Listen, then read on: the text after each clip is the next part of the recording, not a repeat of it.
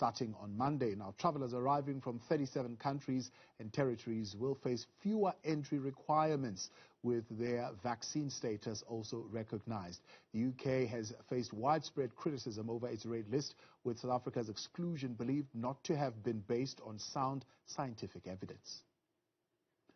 Now, the decision comes after multi-stakeholder engagement between the two countries. President Cyril Ramaphosa has welcomed South Africa's removal from the UK travel red list. On the issue of the red listing by the UK, obviously we are all very delighted and pleased. After I spoke to Prime Minister Boris Johnson, we both agreed that whatever decision they take has to be scientifically based. We've got both of us to be guided by science, and we were able to disclose through our scientists as well as through our health department the progress that has been made here. They were concerned that we had a beta variant here, and we demonstrated to them that we do not have. We have Delta just like they do, and we are dealing with it and reducing the level of infections. So that one has been dealt with, and it is for that reason that they took us off the red list. Right now, for more on the significance of this move on tourism and the economy, we're joined now by Legacy Hotels and Resort Chief Operating Officer Robert Hodson. Robert, good to have you with us tonight here on In Focus. The measures announced beginning tomorrow. What does that mean for travelers? I mean, except for the fact that you don't have to now quarantine at a cost of close to 46,000 rands. Well, it has a huge impact, and good evening. Thanks for having me on the show tonight. It has an unbelievable impact in terms of tourism coming into this country. As you probably know, there's about 430,000 UK residents that visit South Africa each year. Now, you can imagine what that does for tourism. And without having that, we've really suffered the last 18 months to 20 months, where we thought this was a 3-week lockdown to start. Well, it's 18, almost 20 months now, I think, that we're heading towards. So the announcement, when we heard about it, we're unbelievably happy.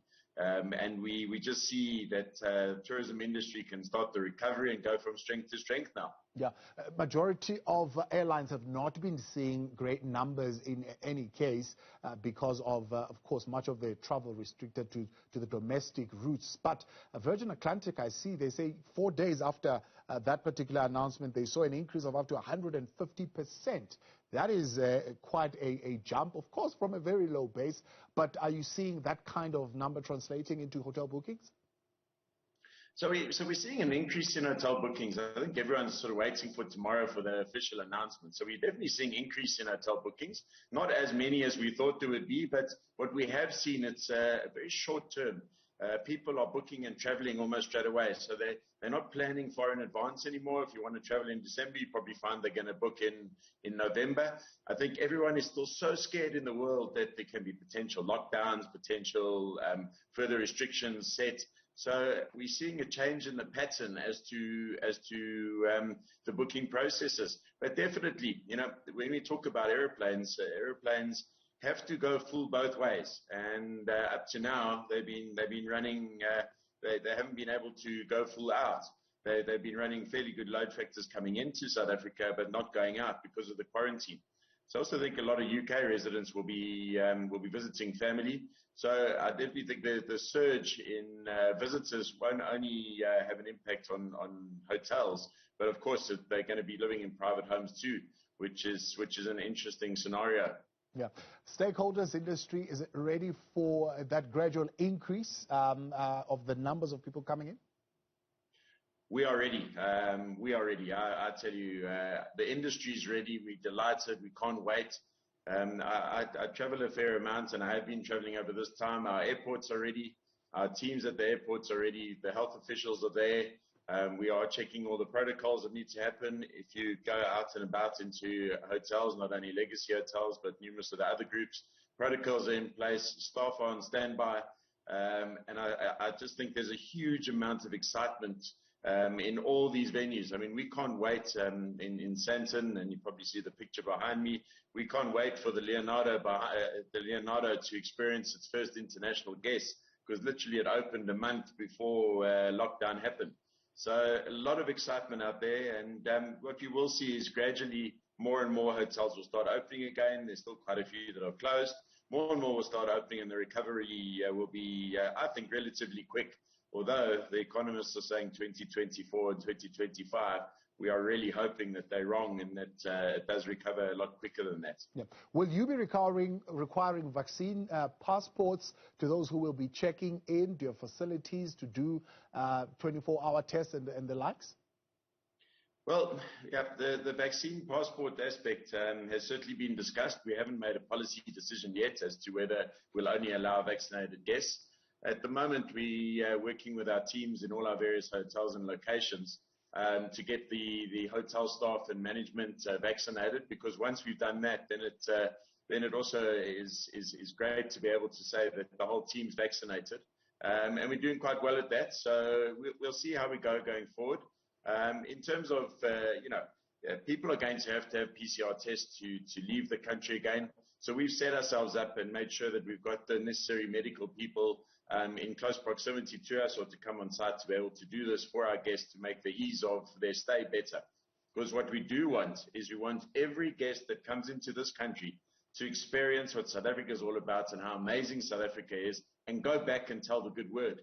It is a long-haul destination and it's not easy out there. So definitely that's what we need to do, and we need to ensure that as the hospitality industry of South Africa.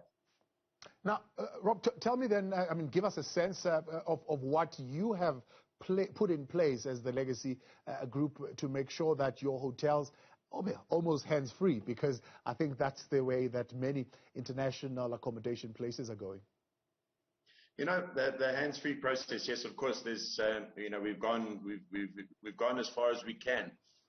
We do have a policy, though, in our business that we're in the human business. So we still want a lot of human contact. So we haven't gone with auto check-ins and any of those automated processes. We still would like staff behind the desk to be welcoming and greeting our guests, because we're in a personal business. We're not, we're in a business where people mean everything to us. So yes, but all the protocols are in place. We still have to do the temperature checks and tracing checks, sanitizing of rooms on a daily basis. They get fogged after every guest has stayed. And then in the various other areas, laundry, food and beverage, we have very strict controls in place and very strict controls with our team and our staff too, to try and protect all of us, but also protect the tourists and the guests coming in. So we are well prepared, and we're ready to receive, let's hope, thousands and thousands and thousands of tourists. Yeah, indeed. Rob, we wish you some great business, man. Thank you very much for coming through tonight and joining us tonight here on In Focus. Chief Operating Officer of the Legacy Hotels and Resorts, Robert Hodson there.